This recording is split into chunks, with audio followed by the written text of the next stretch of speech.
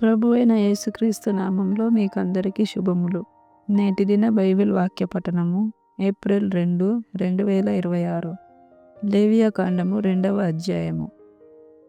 ఒకడు యెహోవాకు నైవేద్యము చేయునప్పుడు అతడు అర్పించునది గోధుమ పిండిదై ఉండవలెను.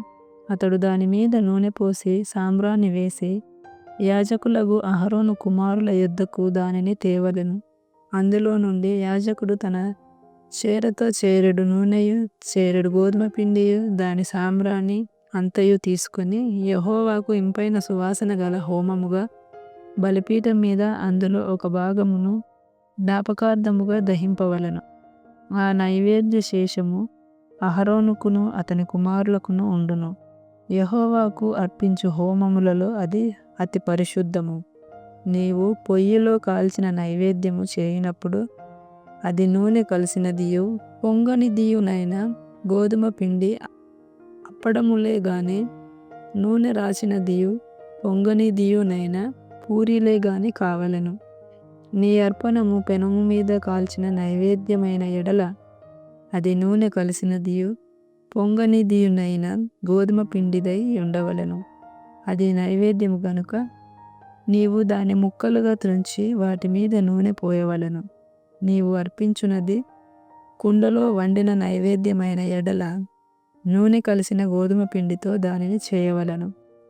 వాటితో చేయబడిన నైవేద్యమును యెహోవా యొద్దకు తేవలెను.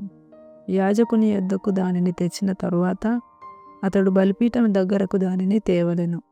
అప్పుడు యాజకుడు ఆ నైవేద్యములో ఒక భాగమును జ్ఞాపకార్థముగా తీసి బలిపీఠం మీద యెహోవాకు ఇంపైన సువాసన గల హోమముగా దాని దహింపవలెను. ఆ నైవేద్య శేషము అహరోనుకును అతని కుమారులకును చెందును. యెహోవాకు అర్పించు హోమములలో అది అతి పరిశుద్ధము. మీరు యెహోవాకు చేయు నైవేద్యమేదియు పులిసి పొంగిన దానితో చేయకూడదు.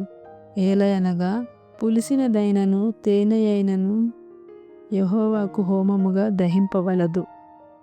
ప్రథమ ఫలముగా యెహోవాకు వాటిని అర్పింపవచ్చును, కానీ బలిపీఠం మీద ఇంపైన సువాసనగా వాటిని అర్పింపవలదు. నీవు అర్పించు ప్రతి నైవేద్యమునకు ఉప్పు చేర్చవలెను. నీ దేవుని నిబంధన యొక్క ఉప్పు నీ నైవేద్యం మీద ఉండవలెను. నీ అర్పణములన్నిటితోనూ ఉప్పు అర్పింపవలెను.